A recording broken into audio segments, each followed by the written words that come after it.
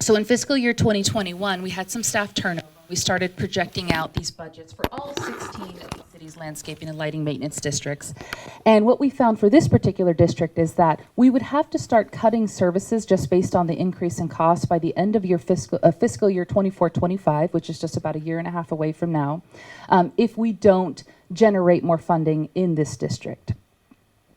So the proposed solution is to create an overlay district, so basically a brand new district, but with the same boundaries and the same services. And Sarah from NBS, who is our consultant, will get into the reasons for why we're creating a brand new district as opposed to just increasing assessments in the current district. It's a lot of legal, procedures and things behind that.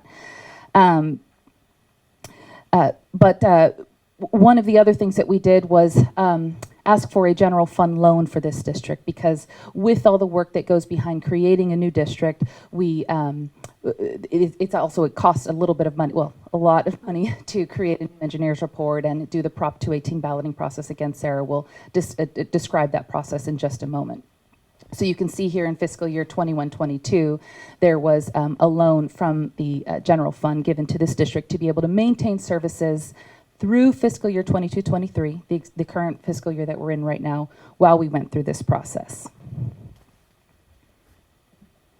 This is the budget for the proposed new district. And while the budget includes increased assessments, it also includes a general fund contribution of $17,000. The existing district does not receive a general fund contribution, but under the new district, based on the general benefit percentages, which again Sarah will describe in just a moment, the city will be contributing $17,000 for services in this district.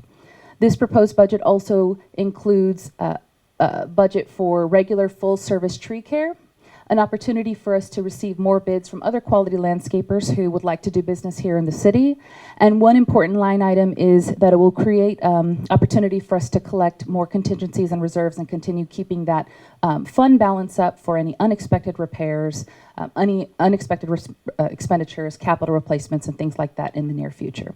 The last thing I wanted to say about this budget is that this budget represents the maximum budget and not necessarily the actual budget from year to year. One line item that can drop off pretty soon, within the next few years, I would say, is that contingency reserve line item. Because once we have enough funding in our fund balance or our savings account, essentially, we don't have to collect for that line item any longer, and then that essentially reduces the actual levy that we will be, the assessments that we will be levying from each parcel.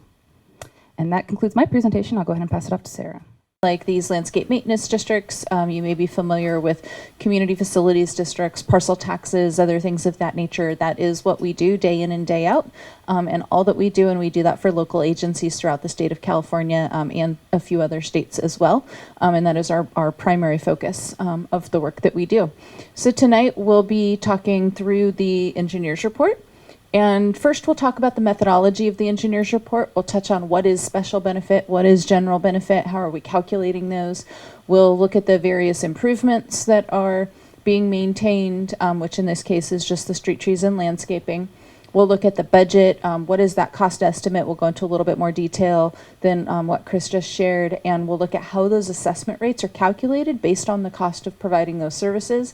And then we'll talk about the formation process. This is an assessment district, so under state law, there is an approval process that goes along with that.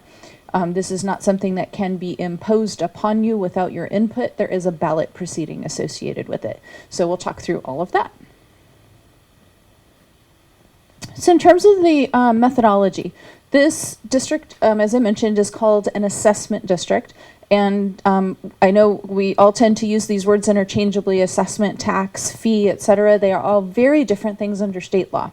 So we're governed by Proposition 218, which was a voter initiative in 1996 that was approved by those registered voters. And it put Article 13D into California's Constitution, which describes the procedures that we must follow to levy an assessment. So assessments in general actually date back to the early 1900s. The oldest one that I use on a regular basis is called the 1911 Act because it was approved in 1911. But the law around how the implementation occurs and the standards under which assessments operate changed significantly in 1996 with Prop 218, again, Article 13D of the Constitution. So now we have this process we have to go through. We have to identify the improvements to be maintained. So very clearly, what is it that we're doing? Where are those improvements located? That sort of thing. Determine the maintenance cost estimate. What are all the services being provided? Chris mentioned the tree pruning, of course there's landscape maintenance, etc. We have to identify the parcels that benefit from the maintenance of those improvements. We have to separate the general and special benefit.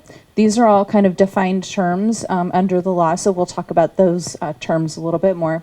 We have to allocate the proportional special benefit to each parcel in the district. That's, again, a requirement of Proposition 218. And then we have to calculate the assessments. So what's that dollar amount at the end of the day that you need to pay?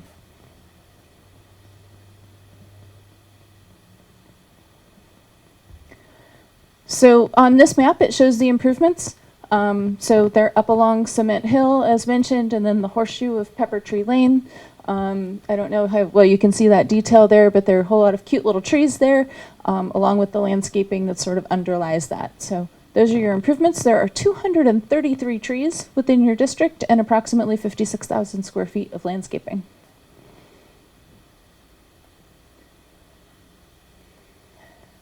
So I talked about special benefit. So let's define that. Special benefit is benefit that is conferred from the maintenance of the improvements to property within the district. And so we've identified that the street trees and landscaping improve the aesthetics in this neighborhood and provide increased livability to the neighborhood. So those are the special benefits. And we have to take those special benefits and allocate those benefits to each parcel within the district. In order to do that, we are looking at land use, we're looking at building square footage, lot square footage, and the average daily trip generation, which is also a function of land use.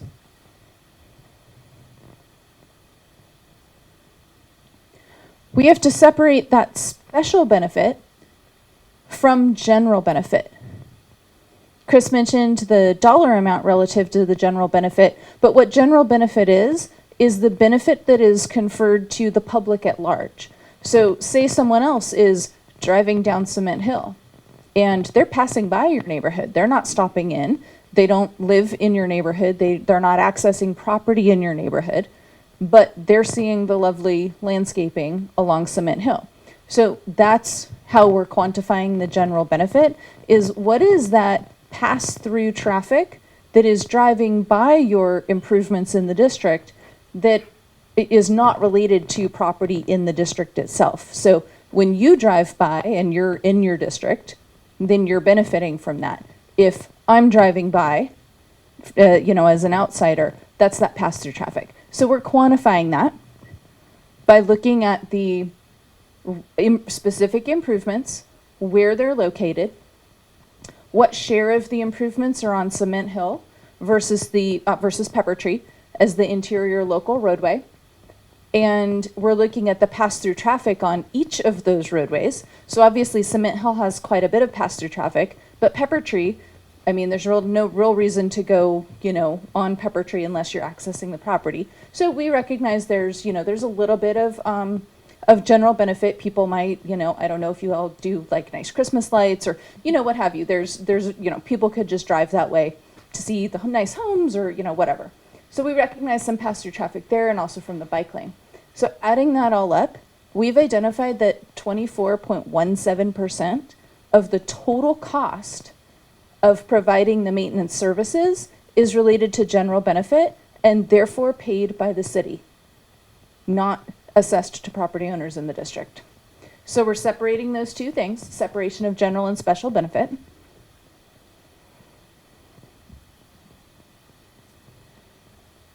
So again, looking at the budget, now that we know what percentage of the budget is general benefit and what percentage of the budget is special benefit, we're going to look at that entirety of cost, which is just under $80,000. So you can see the landscape maintenance, the tree maintenance, irrigation, etc. is all there. There are some administrative costs that go along with the district like this as well.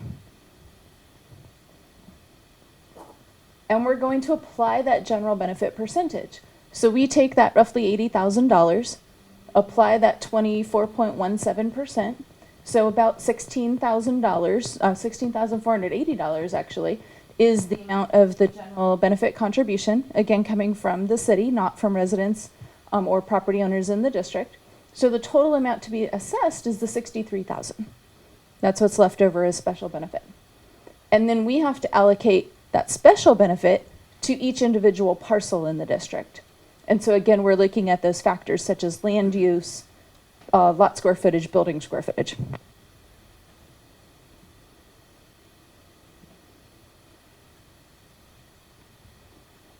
So we're relating the parcels in the district to each other based on those factors, based on the land use, based on the size of the lot, the size of the building.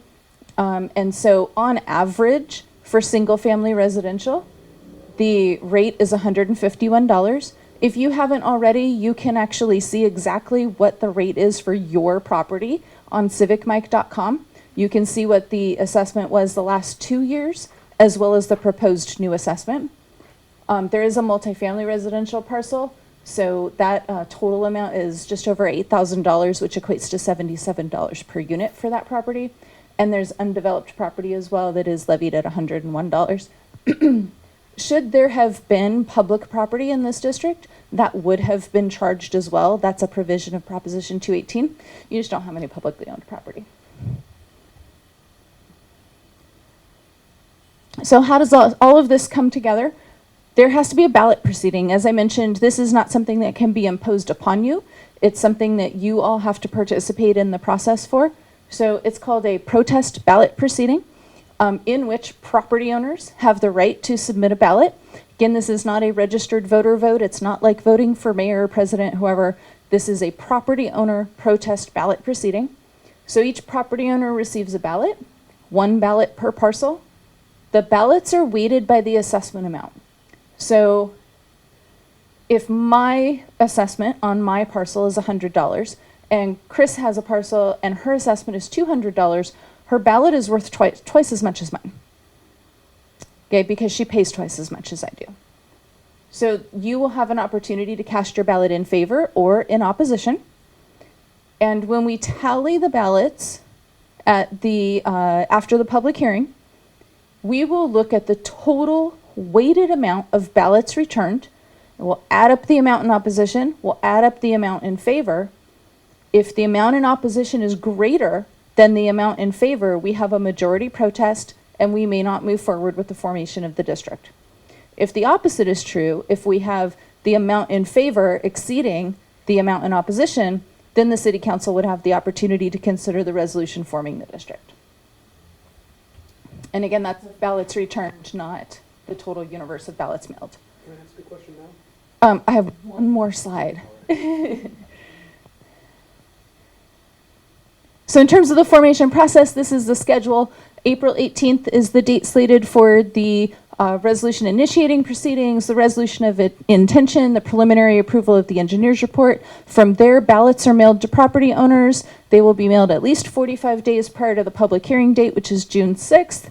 That is the last call for assessment ballots. You can return ballots up until before the close of the public hearing. Once that public hearing is closed on June 6th, you can no longer turn in a ballot. Postmarks don't count.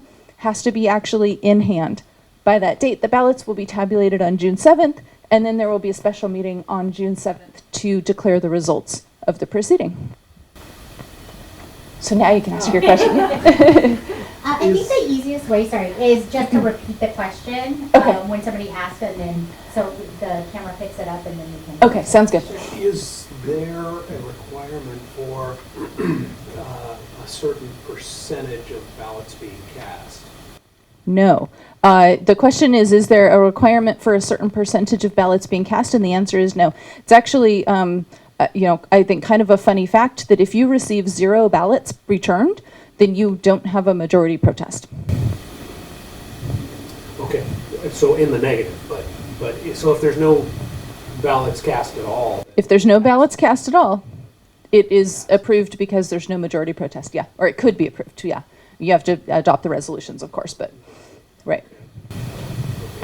it occurred to me that I would guess the apartment complex has a heavily weighted vote. Correct. So you saw the 8,220 dollars for that particular parcel. So they do have, that is the weight of their ballot, as compared to roughly 151 on average for the single family property. Yeah. Yeah. So what part of the other districts are we going to be part of? The question is, what part of other districts are you a part of?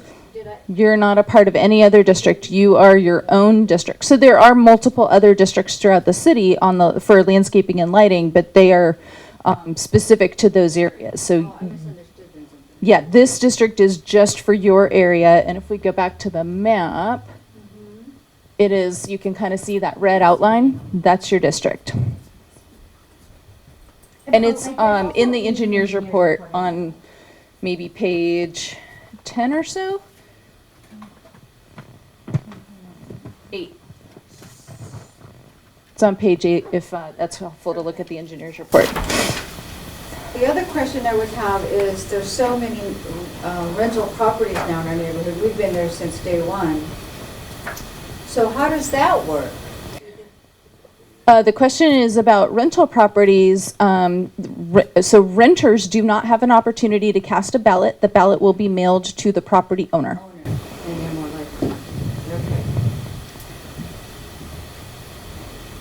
So yeah, there's kind of two schools of thought on that. One would be absentee property owners who maybe don't, aren't as invested necessarily, but the other school of thought on rental property would be that that is something that they essentially can add to the rent and recoup through the rent. And so, maybe it's, and especially for, the single family at being, on average $151, per parcel, that's not going to be something that they would have to necessarily increase rent by a lot to cover those costs.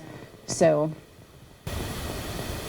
So are we seeing already in our neighborhood some of the cost cutting that these landscapers are taking? Because I'm seeing a lot of really nice growing bushes just chopped down to the trunk. So the question is landscaping basically being reduced at the moment? Like, is there current reductions in landscaping? And the answer is no.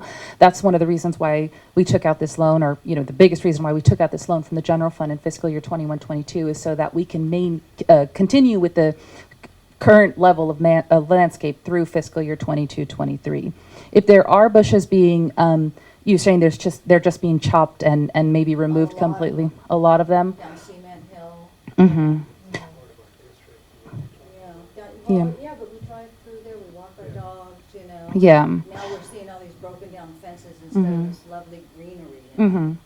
And so we do have Gary from our operations department here who oversees our landscape supervisors and inspectors. I don't know if you want to say a few words on this, but is the current practice now to remove diseased or dying landscape in all our districts at the moment, unless there's funding to be able to replace them? Yeah, this is not diseased or. Oh, okay, so they're no. healthy. No. Okay. Yeah, so if they were diseased or dying, we do take them out. Yes, I March, do that in my yard, but these were not. yeah, March is the time they come through and do their pruning. It should be lowering the bushes, but I'm not sure what height you're referring to. Are Well, they? these were good 25 feet, beautiful, trimmed up, and now they're just these huge stumps. And all you see is broken down fences. You see tarps in the backyard of people, the sheds that are breaking down, whereas before you wouldn't see all that. Okay. Yeah, just down to Cement Hill. On Cement Hill. We can look into that. I did not know about them taking the bushes down that low. It's usually to the fence tops. No. And they These went things, further. The stumps are this big, they're nice fibers, yeah, they're this big, and I just Okay. broke my heart. It made me want to cry about it, and I'm going, okay, what's going on? But the ones I think you're referring to are past our district. Mm. They, Or just Are barely. they- are they in Well, this- Right, yeah. right across the So So street. where's down Laurel towards- Creek Park from there? Right- Oh, it's right north. to the right of your finger. it's closer Okay. towards Yeah. Clay Bank is Yeah. what you're referring to. So when we leave our court, Straight it's up about the from right. here to the parking lot, and we walk our dogs, but do you know which one, where I'm talking about? Well, it's that upper right corner. Yeah, Yeah. I walk by there all the Right, time. in here. no, from Peppertree to the right. So Peppertree to the right Right there. Yeah. is outside of the district in a general fund area, yeah. So It that appears- landscaping is not included. While So those it is- homes are in the boundaries, paying into the landscaping costs for the maintenance on Peppertree and that portion of Cement Hill, the landscaping that's here on Cement Hill is not included in the Ah. funding of the, it's not being maintained by Just the the Oh, district. okay. It's just But- the green on the map. Yeah. But Oh, when okay. Sarah was talking, she was saying like a drive-by appeal, kind of going through and from your neighborhood and stuff. Well, that was part of our drive-by appeal, you know, seeing how, so you don't know why that is? If it is where we're talking about in the general fund, we do not have a regular maintenance program like in the district. The general fund shows up about once a month in that area. So they are catching up to what they haven't done and pruning way back because they probably won't be back for a few months to do the pruning. It's a whole different scenario from the LLMDs where it's almost a weekly program on everything. Yeah, no, they came through and took, well, who would I talk to about that street then? That's Well, me. you. Yep. You don't know why that is then, that they would take the whole, I don't know why they would go that low, and I can get with you afterwards, get my card to you, and I can come out and meet you. if I understand why it is they're doing Yeah. it, I know that there was a bunch of homeless camps on Airbase Parkway and the pampas grass had to come off. You know, then again, this visibility is just awful now because all the broken down fence. I'd rather see the pampas grass, you know? But it seems like in Fairfield, no matter where you turn, they're just, you know, tearing down just lovely landscaping that's been there everywhere. And that is part of it with our police department and the HIT team, the homeless intervention team. They like the trees raised up, the bushes cut low, spaces cut between the bushes, so there's no hiding places. Yeah. And I don't know if this area was part of that. It's another thing I can look into. Yeah, I do understand that, but to cut them all down completely, they've been there for 30 years, you Yeah. know? Yeah. You don't- Chris, do you want to just mention the app? Do you have the My Fairfield app? I'm just learning how to do that. so- Okay, yeah. Okay, Do you great. want to? Sure. Just for the record and for anybody else who might be watching this recording, so on the City of Fairfield website, we do have a webpage dedicated to residents and property owners to submit their concerns, issues, problems, streetlights, potholes, landscaping, curbs being painted. So if you go to the City of Fairfield website, there's a tab at the top. It's called How Do I? You click that and a drop-down menu appears. And then there's a link for like report an issue or report a problem or something like that. You click in there and then there's a whole nother web page that pops up.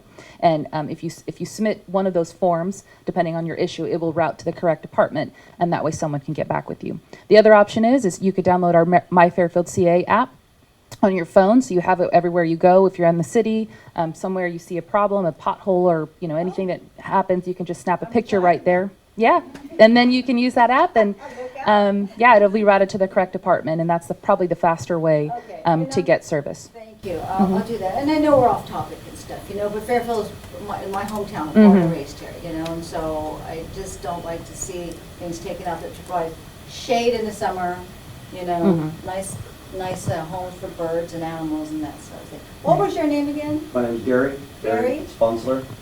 SPONSLER.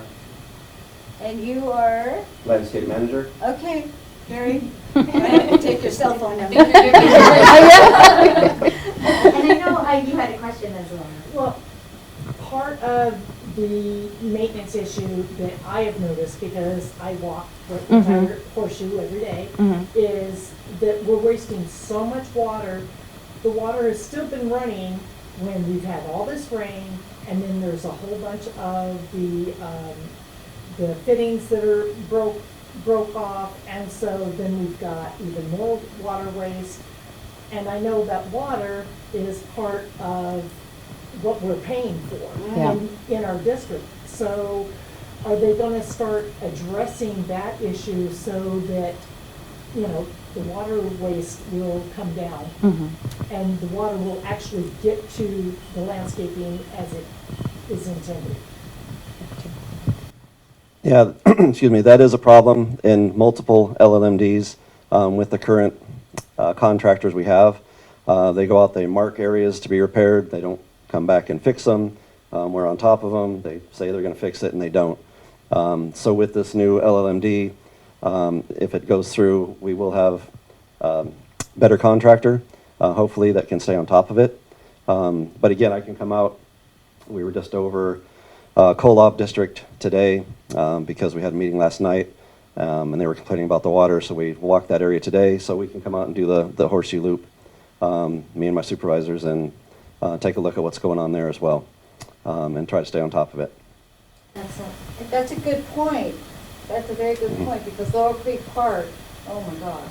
The water's running constantly. Constantly. And you can't even use the grass because there's nothing but mud holes everywhere, you know, because poor kids and stuff, but yeah.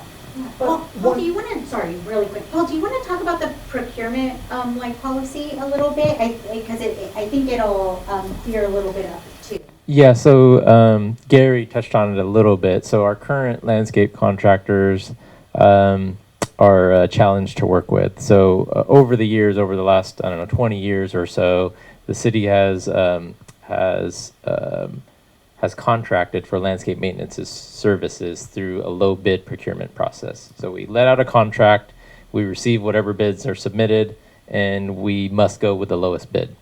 And so we've had two contractors, you've probably seen their trucks around Dominguez and New Image around the city in recent years, and they continue to try to outbid each other to the point where they can't complete the contract work for the price that they're submitting. And so you're getting what you pay for, and not even that in that situation. So we shifted 3 of our largest districts. January this year, we reached out to contractors and said, "Hey, we're trying to do business a different way because it's not working for us anymore, and we're not getting, and the residents are not getting the service that we want and expect." And so we contracted with TerraCare. It's a new contractor here in the city. They work right now in, as of January, in Rolling Hills, in Paradise Valley, and North Cordelia, and they do much better work. And we're hearing it from some of our really engaged residents and say that they're wonderful. It looks so much better, but you get what you pay for, right? They're coming in at double, almost triple the price. The good news is that pricing that we got is incorporated into these new budgets. And so if these budgets are passed, then we're going to be able to do contracts with that company or a company like that's going to resource the project properly. What we have been finding is, as New Image and Dominguez were bidding these projects, they would get the next contract and they would not add new people. So we're waiting for their staff to come from another district or from other cities, and we're just chasing them until they show up. And so TerraCare, the way they operate is they get a new contract and they hire people to service that contract. And so that's what they told us. That's what we've been seeing so far. And so that's so far so good as far as our new procurement process. And so we've incorporated in the budgets here, and we should be able to see that improvement if the residents decide to move this forward. Okay, so this Dominguez, yes, I've called and complained because whoever does a median strip on our court around our, I called a city council member and I said the guy was either really angry or drunk when he mowed the lawn. And I said, and I know the Rancho Solano people wouldn't put up with what we have to, on the lack of, and so he was on it right away, and I saw an improvement completely, So I get what you're saying about Dominguez because I see their trucks and stuff, and I think that it was them that they had their trucks out there just chopping everything, the street that I'm complaining about. Mm-hmm. And I remember back when the parks and landscaping was taken care of by city employees, but I get it, it gets expensive.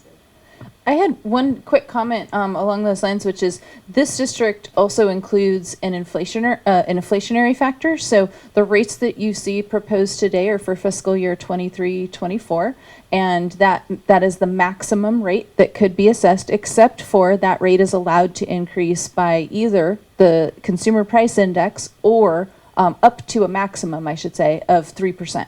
So where right now, rates have been, stable and so forth, the revenue is not growing where it needs to meet costs, that ability to increase rates over time up to a maximum of 3% each year is meant to help the revenue keep up with the cost of service as it rises over time, as we know it will. Oh, yeah, well, they use a lot of power equipment. Their trucks, gasoline, So I don't mind being. Yeah. So just I wanted to make sure to mention that. And again, we capped it at 3%. We know hearing CPI, especially right now when CPI is 8% or 7%, that can be a big number. Especially, some of the other districts in the city pay, they maybe have different services that are being provided, different improvements and so forth. And so, these are relatively low dollar amounts as, we're at roughly $150. So, but really just want to make sure you know that this is really designed not only to incorporate those, the higher quality landscaping service providers, but also, you never know exactly what inflation's going to do in the future, but, trying to get ahead of that so that this is not a process that has to be repeated multiple times throughout, over the years. Okay, well, that's good to know, because I've noticed that even on where the Peppertree apartments are, that when a tree is weak or diseased, they'll take it out and they won't replace it. There's probably about 7 trees on just a 2-block area that have been taken out. And for me, I'm a tree hugger. I love trees. They provide shade, they just look nicer, but they don't seem to replace the trees that are taken out of our neighborhood. You're talking at the apartment complex itself? Yeah, you know how there's a sidewalk and then there's what the landscapers have to take a strip, the mow strip there. And there's So it is the strip that Yeah. is in LLMD, not on the property of the complex? No, it's not on the complex. It's on, Okay. It's on the street side. Right there on Peppertree. Okay, so if it is in that strip, it should be replaced. And again, I'd be happy to come out and meet with you and take a look. Sure. But those should be replaced if they're being removed. You're a walker. Have you noticed that sometimes they take trees out and they don't Well, replace them? The main area, I noticed not so much over the apartments, but over on the other side of the horseshoe. Even with Meadow Glen Court. Valley Oak, over there in that area? No, Meadow Glen, just past, White Alder. From White Alder to Meadow Glen, there's several trees that have been taken out through that section, and they weren't replaced. Okay, again, I can look into that Yeah. and get back with You you. know what happens? Because I was born and raised on East Bell Street by Holy Spirit Church. And that neighborhood, unfortunately, is not the same anymore. But I think that there's a more appeal when there's trees that are left. When renters come in and they buy the property for investment, all the trees, all the bushes, and then rocks go. There was on Charter Oak, every house on there had a shade tree. And now you've got maybe 50% of them are rentals, JB. And the landscape is gone. There's not one shade tree that whole street. I call it the shade desert. It's unfortunate, it's private property. I realize what they can do, but gosh, if we could just get those trees replaced that belong to us, property owners, I'd like that. I agree. That being said, Sarah, maybe you can talk about maybe especially for people or Chris, what would happen if the district doesn't pass? And sorry, that would be Chris, and how that would work with the trees and all of that. No problem. So if the proposed district is not approved by the property owners, then we still have a viable existing district, right? Peppertree, the LLMD, or LMD number 6. So what would happen is we would just continue on with that district. We would continue on with our current process, which is every year we propose a budget and an assessment rate, which is basically the max of $60 per parcel, to council. Every year they would have to approve that, and then whatever monies we can receive from those assessments, which is $28,000 at the moment, we would provide services, whatever services we can with that $28,000. And of course, over time, those services would be reduced because the cost of those services would be increased, and those revenues would stay flat. But that also reminds me, if this proposed district is approved by the property owners, you would have this proposed district providing the services, the landscape and irrigation services under this proposed district. But if you recall, I did say that a loan was issued to the existing district number 6 of $28,000. The terms of that loan was a 5-year repayment period at 0% interest beginning in fiscal year 23-24, so July 1 of this year in about 3 months. What would happen is you would see 2 assessment rates on your tax bill. You'd see one for the existing district, And your assessment rate would be, for the existing district, would be reduced to the amount, only the amount needed to repay that loan. The annual payment for that loan, which is about $5,000. And then you would also see that the assessment rate for the proposed district, if it's approved. So you would see two assessment rates, two assessments on your tax bill for that 5 years. After that 5-year repayment period, the existing district would be dissolved, and we would just continue on with this proposed district. One other little fun fact is that if that assessment rate that you have, that is the the $60 flat rate, had had an inflator from the time that it was approved, that rate would now be about $123. So I know it seems like right now it's a big jump to go from the $60 to the $150 roughly. But thinking about the amount of time that has passed since that $60 was implemented and where that would be had there been an inflationary factor on a CPI factor on that number, just puts the $150 into a little bit different context as compared to the 123 roughly is where 60 would be today if it had been inflated. Pennies. So what is it that each property owner is paying right now? About? The single family residential is $60. And then I gotta put it in simple terms so I can talk to my neighbors. How much more would it be if it was approved? From $50 to what? It would go from 60 to roughly 150, but each parcel is going to be a little different based on their lot square footage, building square footage, et cetera. And so on that civicmike.com app, you can actually go on and see the last 2 years of assessment for each individual parcel, which of course for the single family would be 60. And you can see the proposed assessment amount for each individual parcel, literally just putting in the address on the app, you can see what that is. So you'd be able to tell someone, if you get real techie with the app, you can literally go around and show your neighbors what their proposed assessment is under the new district. But again, on average, it's $151. But you can, look at individual parcels. So if you took that average, it's $7.50 more per month if you're using those averages. Yeah. Right. And that'll hopefully keep us where we are or keep the improvements and keep, yeah. It should be better actually because you would be able to hire a higher level landscape contractor. Yeah. And you get better service. Yeah. And what was your first name? Paul. Paul. So we have contractors for the landscaping, and we also have contractor for the street sweepers, right? The street Is every sweep- public service? It is. It is through public service. Could you maybe ask the street sweeper that comes down Peppertree to slow down and he goes like 30 miles an hour through our I court? will let our management I analyst couldn't know. believe it. I remember the old street sweeper, the guy's hands out the window and he's just barely going through. This guy comes in there and he's gone before you can come out and flag him down, I mean, you practically have a NASCAR turn here, so. Right, but I've watched him go, the neighborhood, and he You haven't just, seen yeah. the traffic going on Peppertree. Yeah. It's NASCAR. Yeah. Do you all have any other questions?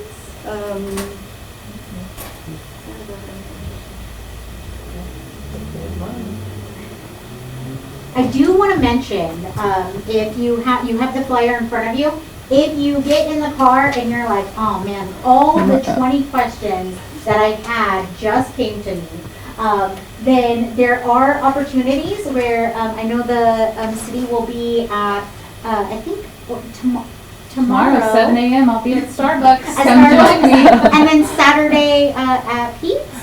Next Saturday, I believe it is. Okay, It's listed on there. It's listed on there. So take a look. There's also civicmike.com where you can /Fairfield where you can ask questions online. You can read a lot of information. There's been a lot of posts. So if you are a little bit behind and you wanted to get caught up on all of the information, you can look at the articles that are in there, as well as if you want to just email your questions, contact@civicmike.com. Will email me directly, and we can definitely get your questions answered. So Okay, so what can we do when we leave here? as far as getting our neighbors. I love that. So I am going to give you some of those flyers, and so if you can talk to your neighbors, I would say the best thing, honestly, is to get your neighbors signed up for civicmike.com/Fairfield, so you can go on there and they will start getting emails about the district. They'll get emails about the balloting procedure. They'll get emails about that breaks down the engineer's reports. And so then they can start learning about it and know about it. So the more people that are signed up for civicmike.com, the more people will be knowledgeable about the district. And all of the prior information, so recording of this meeting will be loaded to civicmike.com so folks can reference that, and all of the prior information that's been shared, so they don't know just what's going on a go-forward basis. They can actually go dig in and look at the prior posts as well, so that they really get all of the same background. They can get fully caught up to where everyone else is. Okay, and then Paul, back to what you were saying, $7 more a month is gonna get us a better service. Yeah, that was just using those averages, right? Right. So Sarah mentioned $150 average per parcel. I just did quick math, right? Yeah. So you subtract that from the $60 current annual assessment divided by 12 is about $7.50. So the $7 a month will give us the right to call when they're wasting water in the park, right? You can do that now, but our service is just not, it's not quick, right? I mean, we have to chase down the contractor to get them to perform. Right, or, We'll give you the expectation that something is going to be done more expeditiously. yeah. And then Gary will get our trees replaced. Yes. We're not gonna hear this, well, I'm sorry, they didn't pass the budget. But when we pass that increase of the ballot, then we'll Yep. get, okay, yeah, where's the tree at? We'll go ahead and replace it. And as mentioned, that budget contains the contingency reserve. So, if there are things like, trees that need to come out because they're diseased or what have you, that's exactly what that is, for those contingencies or kind of unexpected, not that usual maintenance, kind of the regular pruning and what have you that you do. Yeah. Not to be the bearer of bad news, but I am the budget person. We cannot exceed that contingency line in any given year. So if we have it in the fund balance in our savings account, or if it's within the budget, then we can definitely replace those trees. But if we're talking about replacing 30 trees in 1 year, we're going to probably have to build up to that point, or maybe replace a few every single year. Oh, I'll replace them. Or, yeah, I mean, maybe we can work something out, but I just, sorry, I didn't want to damper the mood, but the Right. budget is there, but all of this is budget permitting, of course. Yeah, well, of course, but I've often thought about replacing a tree there and just keeping an eye on it because I walk it every day, But I'm thinking, well, if somebody doesn't know, the landscaper, he's gonna pull it out. Who knows? So I don't wanna do that. But I can't tell you how much it hurts me and angers me and frustrates me when all those bushes were gone, in a matter of a day. No, hey, we're gonna do this or anything, they were just gone. And for me, they were screaming. Ask my husband, if I hear a chainsaw in the neighborhood, I'll say, where's that coming from? And I will literally go and see who's cutting down what. And if it's in their backyard, okay, but, I ask questions, I wanna know. The thing that scares me is these oak trees right here. Walnuts? The walnuts here, I can't tell you how many years, they've been there, and it was just a landmark. Before the houses. And sometimes swarms of bees come, and they find, a cubby hole in there and they rest there, until they find a home. I'm so afraid they're gonna start knocking those walnut trees down right here, and I hope they don't. Slightly off topic, will the city also be looking at replacing Dominguez, who currently does Laurel Creek? The park? When is that one up? For the park, that's up in December of this year, so possibly, yes. Okay. They go over the sprinkler heads all the time. And when I see one of your city trucks, then I'll tell it, hey, right here at this spot, you need to put a new sprinkler head. Yeah, Where that's, that app is yeah. super useful. I always see them. Well, that's yeah, easy. and that's helpful. Like we, One-on-one conversation. Yeah. one thing I wanted to mention, because I don't know if we missed saying it. So the city has to stay neutral in the whole process. So it feels like you're all in favor of it passing. So I just wanted to mention, we're here providing the information and providing the facts and the numbers and the budgets. But like when you ask what can you do, you can advocate all you want for it or against it. We need to just stay neutral. We're not trying to have it pass or not, or we're trying to give you the information and your neighbors the information so that you can cast your ballot the way you want to.